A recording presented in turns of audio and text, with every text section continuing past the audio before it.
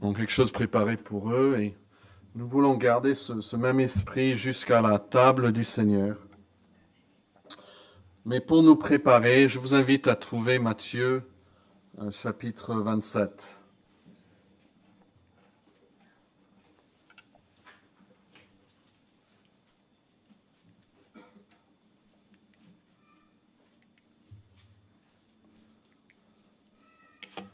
Matthieu chapitre 27.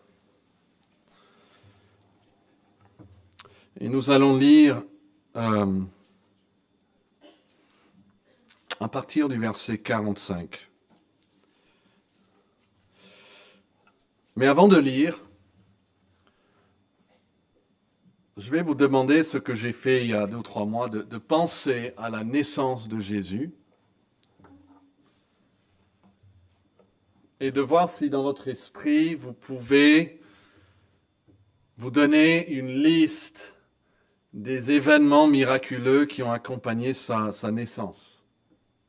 On pense à la naissance de Jésus, on pense, j'espère, tout de suite à quelques événements miraculeux, tels que l'étoile de Bethléem, ou les anges qui ont chanté au berger.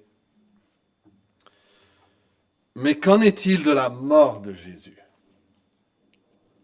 Est-ce que vous pensez tout de suite à des événements miraculeux qui ont accompagné la mort de Jésus-Christ? Le commentateur anglais assez connu qui s'appelle Matthew Henry, il a dit ceci: étant donné que tant de miracles ont été accomplis par lui, par Jésus au cours de sa vie, il était légitime de s'attendre à ce qu'ils s'en produisent également à sa mort, puisque son nom est merveilleux, comme dit Ésaïe. S'il avait été enlevé comme Élie dans un char de feu, cela aurait déjà constitué un miracle suffisant, mais puisqu'il a été emporté par une croix infamante, il était nécessaire que son humiliation soit marquée par des manifestations éclatantes de la gloire divine. Et Matthieu donc nous donne des signes miraculeux qui démontrent que la mort de Jésus n'était pas un échec, mais un événement de conséquences cosmiques. Alors essayons de les repérer là en Matthieu 27. Et je vais commencer au verset 45. Depuis la 6e heure jusqu'à la 9e heure, il y eut des ténèbres sur toute la terre. Et vers la 9e heure, Jésus s'écria d'une voix forte, Élie, Élie, lama sabachthani, c'est-à-dire, mon Dieu, pourquoi m'as-tu abandonné? Et quelques-uns de ceux qui étaient là l'ayant entendu dire, il appelle Élie, et aussitôt l'un d'eux courut prendre une éponge qu'il remplit de vinaigre, et l'ayant fixée à un roseau, il lui donna à boire. Mais les autres disaient, laisse, voyons si Élie viendra le sauver. Jésus poussa de nouveau un grand cri et rendit l'esprit. Et voici le voile du temple se déchira en deux depuis le haut jusqu'en bas. Un voile qui faisait à peu près 18 mètres de haut. Mais ce n'est pas tout. La terre trembla, les rochers se fendirent, les sépulcres s'ouvrirent, et plusieurs corps des saints qui étaient morts ressuscitèrent, étant sortis des sépulcres après la résurrection de Jésus, ils entrèrent dans la ville sainte et apparurent à un grand nombre de personnes.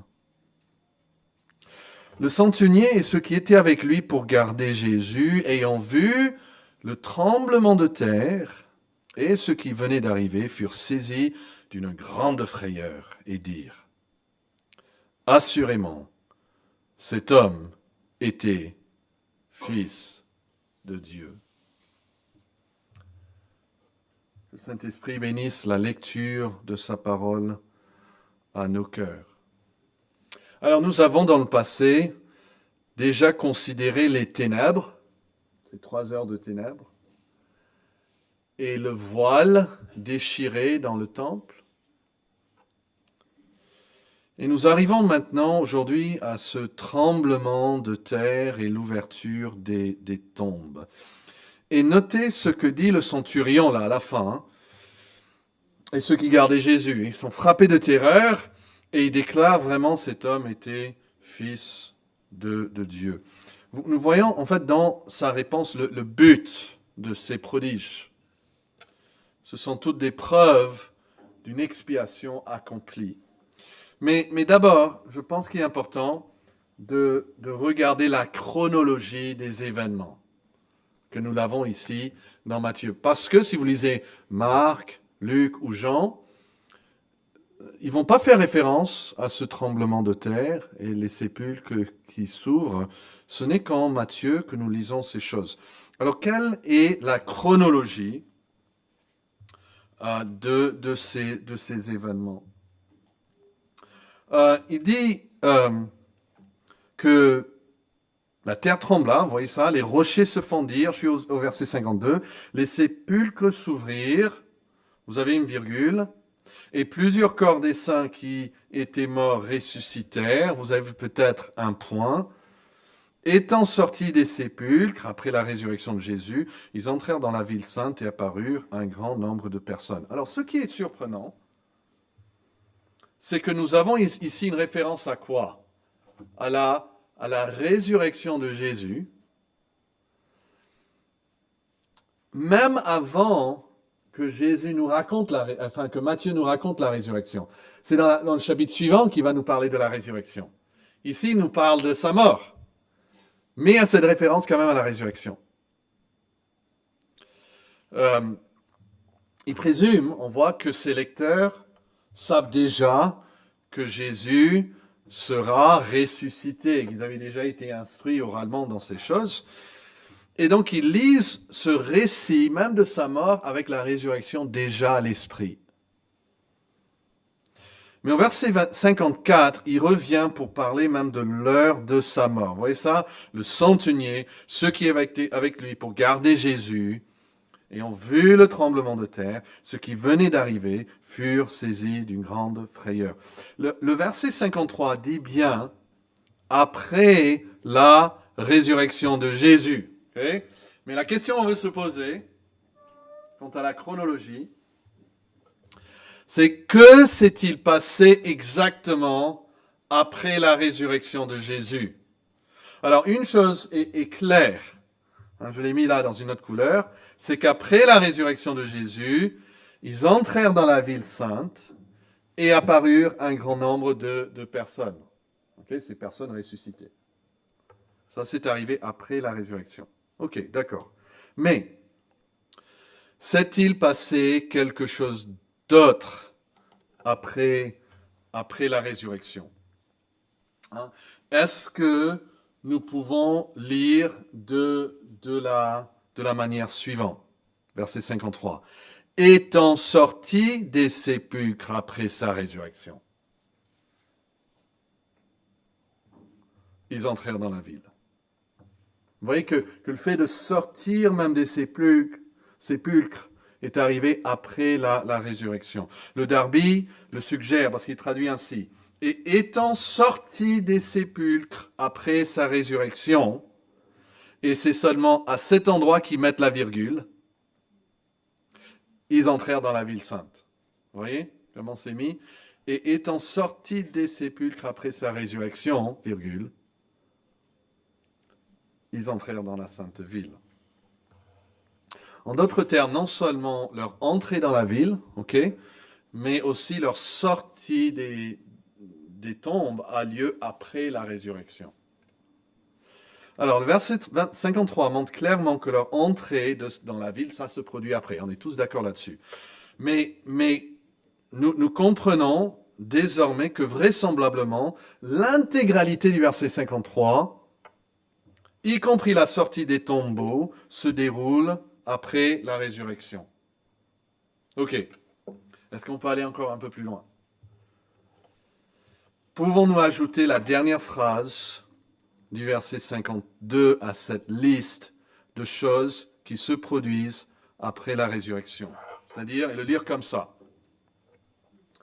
Et plusieurs corps des saints qui étaient morts ressuscitèrent étant sortis des sépulcres après sa résurrection, ou après la résurrection de Jésus.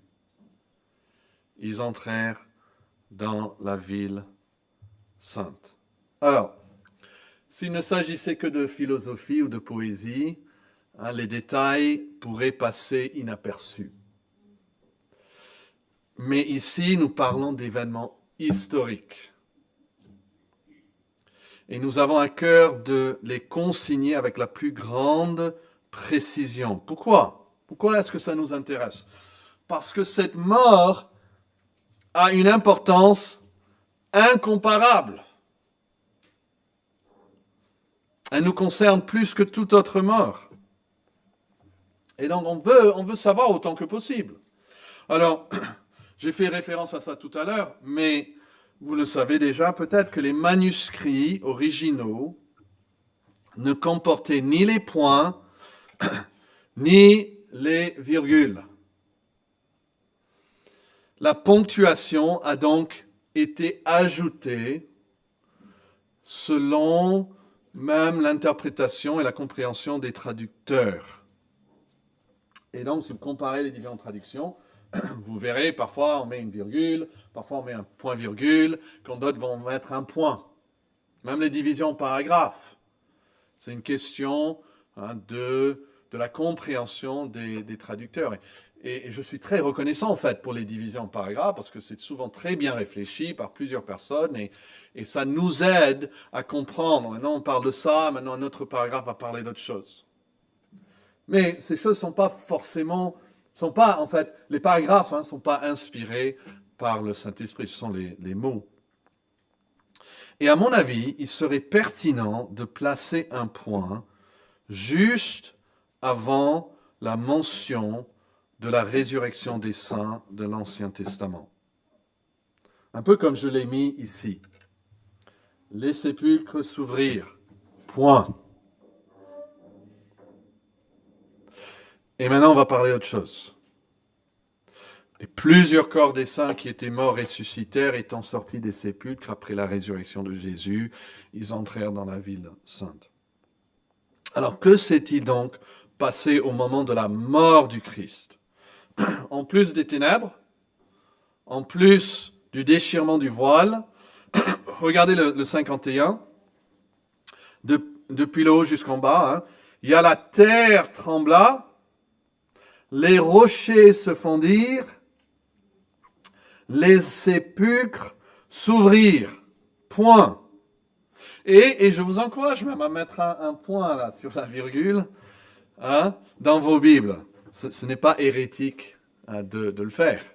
Ça peut vous aider la prochaine fois que vous revenez là-dessus. Et cette compréhension que c'est ça qui est arrivé. Le jour même, la résurrection s'est produite plus tard, mais le jour même, au moment de sa mort, il y avait la terre qui tremble, les rochers qui se fondent en deux et les sépulcres qui s'ouvrent. Je pense que c'est confirmé par la réaction des soldats au verset 54. Le centenier et ceux qui étaient avec lui pour garder Jésus ayant vu, et notez ce qu'ils ont vu. Le tremblement de terre et ceux qui venaient d'arriver furent saisis d'une grande frayeur. Il n'est pas mentionné que les soldats aient vu des personnes ressuscitées à ce moment-là. Et en fait, on peut supposer que la résurrection de ces personnes aurait créé une distraction et aurait détourné leur attention de Jésus vers ces personnes. Et il y a également une raison théologique de situer la résurrection de ces saints après celle de Jésus, c'est que Jésus est considéré comme les prémices de ceux qui sont morts. Le premier ressuscité. D'autres, comme Lazare, ont été ramenés à la vie, ensuite pour mourir de nouveau. Mais cependant, si ces saints ont reçu un corps de résurrection éternelle, cela ne pourrait se produire qu'après la résurrection du Christ, car il est le premier, il est le modèle de tous ceux qui vont ressusciter à la vie éternelle. Donc, trois choses se produisent simultanément lorsque Jésus meurt sur la croix. Ça, on peut tous être sûrs. La terre trembla. Deuxièmement, les rochers se fondirent. Et ça, c'est tout à fait compréhensible. En fait, ça va avec, non? Parce que le tremblement de terre provoque la fissuration des rochers, un événement dramatique en lui-même. Donc la terre trembla, les rochers se fondirent et les sépulcres s'ouvrirent. Et ça aussi, si on y réfléchit, c'est logique. Car la même force qui a brisé les rochers a pu aisément ouvrir les tombes qui étaient souvent elles-mêmes taillées dans la roche. Même celle de Jésus sera taillée dans la roche.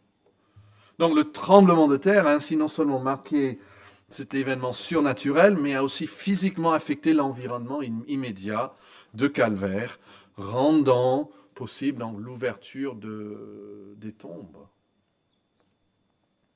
Donc ça, c'est pour la chronologie des événements. Quand Jésus est mort, la terre trembla. Quand la terre tremble, les rochers se fissurent et des tombes aussi s'ouvrent. Donc, quelle est donc la signification de ces événements? C'est ça qui nous intéresse le plus. Quelle est la signification des événements? La manière dont cela nous est présenté dans le récit de l'Évangile suggère que la réponse des soldats était exactement celle que Dieu suscitait par ces événements. C'est-à-dire que Jésus, par ces événements, voulait susciter une certaine réponse et les soldats répondent comme Jésus, comme Dieu l'a voulu. Qu'est-ce qu'il dit au verset 54? Le centenier et ceux qui étaient avec lui pour garder Jésus. Alors, souvent on parle du centenier. Mais notez ce que Matthieu ajoute. Et ceux qui étaient avec lui pour garder Jésus. Nous savons qu'il y en avait 4. Au moins. Vous vous rappelez, parce qu'ils ont divisé ses vêtements, ils sont arrivés avec la tunique, ils se sont dit, bon, on ne va pas la déchirer, on va jeter le sort. Ce sont ces hommes-là qui ont jeté le sort pour la tunique de Jésus dans une indifférence totale à l'importance de l'événement qu'ils étaient en train de vivre. Ils ne pouvaient pas imaginer, ils ne pouvaient pas mesurer la signification profonde de sa crucifixion, ni la douleur que cela représentait pour Jésus lui-même. Et au lieu de reconnaître donc la grandeur de ce qui se fait, Jésus est là, il est dénudé, il prend ses vêtements, ils se disent, voilà, on prend ça, on prend ça, on prend ça. On voit une certaine indifférence à tout cela. Ils sont en fait des symboles d'une humanité souvent insensible aux réalités spirituelles. On peut parler de grandes choses de Dieu, le Créateur, Dieu le Sauveur, Dieu le Juge. Il reste indifférent. Mais notez le changement en eux, là, en Matthieu 27, 54, deuxième partie. Ayant vu le tremblement de terre et ce qui venait d'arriver, ils furent saisis de quoi? Voilà, ils ont été réveillés. Et ils sont saisis maintenant de quelque chose trop grand pour eux, une grande frayeur qui les saisisse. Et ils disent, cet homme n'était pas un homme quelconque. Cet homme n'était pas un homme comme les autres.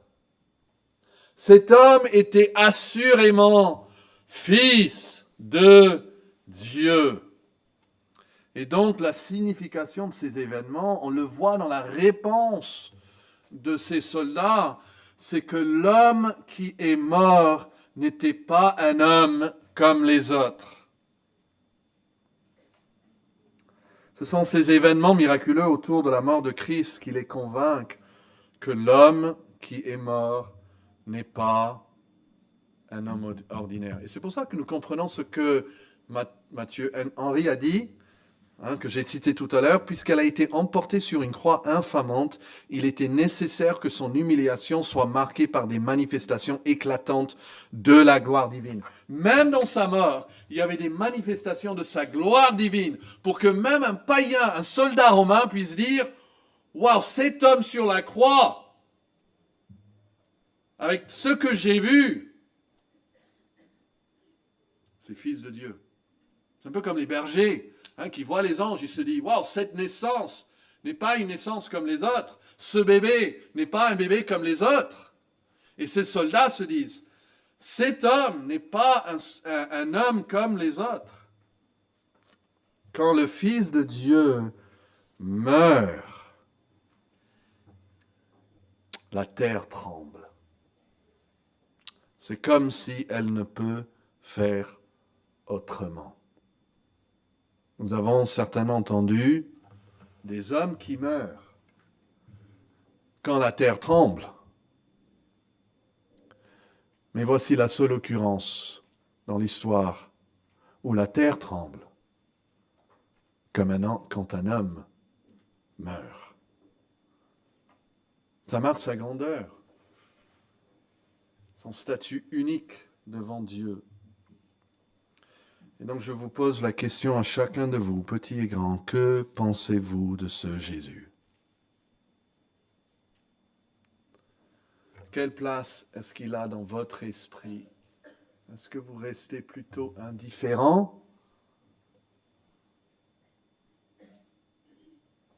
Est-ce que vous avez jamais connu ce que c'est d'être saisi de crainte en réalisant que c'est lui qui va me juger un jour? Il n'est pas un homme comme les autres. Et puis, deuxièmement, et très, très simplement aussi, l'homme qui est mort n'était pas un homme comme les autres. Mais la mort qu'il a connue n'est pas une mort comme les autres. Vous avez probablement entendu parler de la mort de personnages célèbres. Parfois, ça arrive d'une manière dramatique. On a vu ça même cette semaine dans les infos. Mais avez-vous déjà été témoin des événements extraordinaires qui accompagnent leur décès? Pas qui provoquent leur décès, mais qui sont le résultat, l'accompagnement de leur décès. C'est parce que la mort de Jésus n'est pas un fait divers. La mort de Jésus, selon la Bible, est elle-même est centrale au message de la Bible. C'est-à-dire, si on voulait prendre tous les événements de la Bible et les placer sur la table, on a toutes les différentes histoires de l'Ancien Testament et puis les histoires du Nouveau Testament. Où est-ce qu'on va mettre la mort de Jésus? Peut-être entre deux événements ici, ou peut-être on le met ici, je ne sais pas, après la multiplication des pains, on le met la mort. Non. On mettrait la mort et la résurrection de Jésus, on l'élèverait au-dessus, en fait, des autres événements dans la Bible. Vous voyez, s'il y avait une topographie de la Bible, on serait ici sur la montagne, ici. La mort de Jésus, c'est un événement grand auquel tout l'Ancien Testament nous dirige et duquel tout le Nouveau Testament découle. De la mort de Jésus-Christ. Même notre calendrier est divisé en deux par le personnage de Jésus-Christ. Et donc la mort de Jésus n'est pas un fait divers. Ce n'est pas juste quelque chose qui est arrivé ce jour-là en dehors de Jérusalem. Et Dieu veut marquer l'événement par un tremblement de terre. Il veut qu'on sache, ça, c'est un événement important. En Exode 19, verset 18, quand Dieu a donné la loi sur le mont Sinaï, il donne la loi ici. Et il marque l'importance de cet événement. Le mont Sinaï était tout en fumée parce que l'Éternel est descendu au milieu du feu. Cette fumée s'élevait comme la fumée d'une fournaise. Et toute la montagne tremblait avec violence. Donc au minimum, ce tremblement de terre, c'est Dieu qui signale à l'homme que quelque chose d'important est en train de se faire. Est-ce que nous apprécions l'importance de la mort de Jésus? Il veut, même pour nous, nous ne l'avons pas témoigné, imaginez avoir vécu. Je suis sûr, si vous avez vécu un tremblement de terre, c'est quelque chose que vous allez vous en souvenir toute votre vie. Mais imaginons-le. Et il veut que l'impact aussi sur nous, comme lors de sa naissance, nous voyons que Dieu envoie ses anges pour chanter. Quand il meurt, il fait trembler la terre pour démontrer la grandeur, l'importance, la signification de ce qui se fait à ce moment précis. Et puis notez Matthieu 28, juste après, dans votre récit, et verset 2. Qu'est-ce qui se passe lors de la résurrection de Jésus? Matthieu 28, 2. Et voici, il y eut un grand, quoi? Tremblement de terre encore. Car un ange du Seigneur descendit du ciel, vint rouler la pierre et s'assit dessus.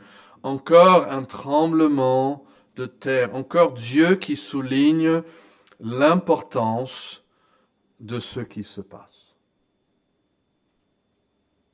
Vraiment, si vous ne captez pas autre chose, captez cela ce matin. La mort de Jésus est un événement important. Aux yeux de Dieu, il fait trembler la terre. Mon grand-père était le père de ma maman, véritablement un héros de la Seconde Guerre mondiale. En tant que lieutenant-colonel dans l'armée de l'air américaine, il exerçait le métier de navigateur à l'époque où le GPS n'existait pas. Il a survécu un crash en Groenland et plus impressionnant encore, il a sauvé tout un équipage qui survolait le Pacifique. Ils avaient perdu tout contact radio. Ils étaient au-dessus de l'océan. Ils n'étaient pas sûrs où ils étaient parce qu'ils suivaient simplement jusque-là les ordres qu'on leur donnait par radio et tout d'un coup, il y a plus de communication, ils n'entendent plus rien. Et par son expertise, il a calculé, c'est que des calculs qu'il fait. C'est très fort en maths. Il a calculé leur vitesse, la distance parcourue, les conditions venteuses du vent, parce que ça peut changer, le carburant qui leur restait, et puis il a demandé au pilote de modifier son cap selon ses indications. Il a fait une seule fois, et ils ont survolé, sachant qu'il y aurait bientôt plus de carburant.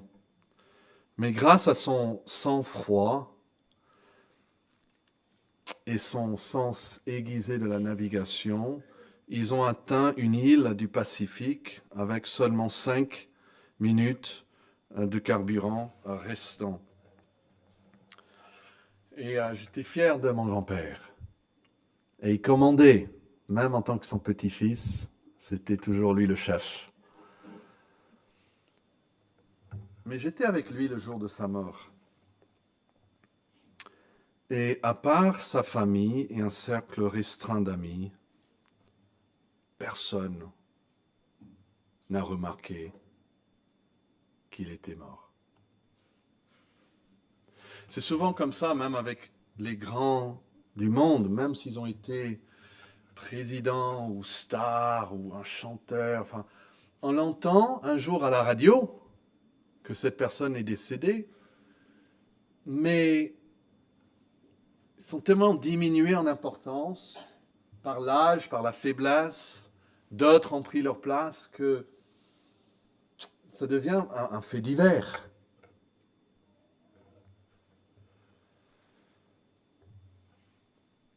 J'ai pensé de ça, même quand mon grand-père est mort, j'ai dit, wow, même l'heure et le jour des obsèques, on le fixe selon notre planning. Ça sera la même pour vous. Mais quand Jésus meurt, je dis tout cela pour contraster cela, quand Jésus meurt, nous voyons qu'il a le point pouvoir de toutes ses forces, parce qu'il crie d'une voix forte. On dit qu'une des premières choses quand une personne commence à mourir, commence à perdre ses forces, une des premières choses qu'on perd, c'est sa voix. Ça prend beaucoup d'énergie en fait. Jésus est en pleine capacité. Il est pleinement là, pleinement conscient. Il a tous ses pouvoirs, si vous voulez. Et il crie d'une voix forte, « Père, entre tes mains, je remets mon esprit. » Et il n'est pas tué dans ce sens. Il donne sa vie. Il donne sa vie pour ses brebis. Et quand Jésus meurt, voici ce que Dieu fait pour souligner l'importance.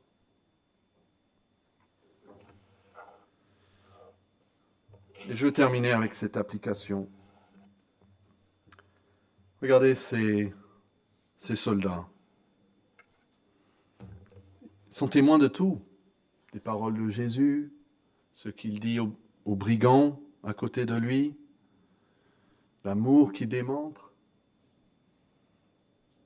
Ils demeurent inchangés.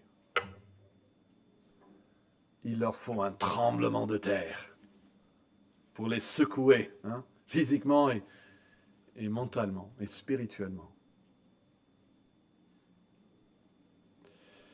Et la question que je voudrais poser, c'est que faudra-t-il dans votre vie pour que vous réalisez l'importance du Christ et de sa mort? Parfois, Dieu, dans sa grâce, il envoie des choses comme cela. Des choses qu'on pourrait apparenter à un tremblement de terre. Une grande maladie, un accident, un échec sentimental, pour nous secouer, pour nous réveiller à ce qui était toujours là devant nous, mais que nous étions trop indifférents pour considérer, pour contempler. Et finalement, sur le lit de l'hôpital, on se dit, waouh, peut-être ça vaut le coup de penser à cela. Ou devant la tombe d'un cher, on réalise que, ah oui, la fin est là. Peut-être je devrais me préparer. Je dis que parfois dans sa grâce, Dieu envoie ces tremblements de terre dans nos vies. Mais il ne faut pas penser que c'est un dû, que Dieu est obligé de le faire. Ou que Dieu a promis de le faire, de nous secouer chacun individuellement pour que nous réalisons l'importance de ces choses. Il y a des pécheurs qui meurent tranquillement dans leur vie, dans leur lit. Le psaume 73 en parle. Entourés de leurs amis, leur famille. Quelle grâce si Dieu ne vous permet pas de mourir tranquillement dans votre vie, s'il vous secoue. Sachez que ces choses qui arrivent dans la vie, c'est aussi pour vous tourner les yeux vers Christ, comme on a chanté. Ces tempêtes de la vie, ces difficultés, ces problèmes sont là pour nous secouer et nous dire, lève les yeux vers Christ. Regarde à Jésus-Christ. Voici l'agneau de Dieu, le seul qui peut vous sauver. Et l'application pour nous aujourd'hui, c'est de ne pas dire à Dieu qu'il doit nous forcer, qu'il doit envoyer quelque chose de dramatique dans notre vie, mais de dire, Seigneur, tel que je suis aujourd'hui, sans hésitation, sans retard, sans délai, je viens, je crois. Et mon papa disait souvent que les récits de la mort de Jésus dans les évangiles ne sont pas là pour susciter en nous la pitié. Pour nous dire, oh le pauvre, mais pour susciter en nous la foi. Pour que nous croyions au nom du seul Sauveur, Jésus-Christ. Prions. Ô Dieu, nous te remercions d'avoir envoyé ton Fils unique dans ce monde.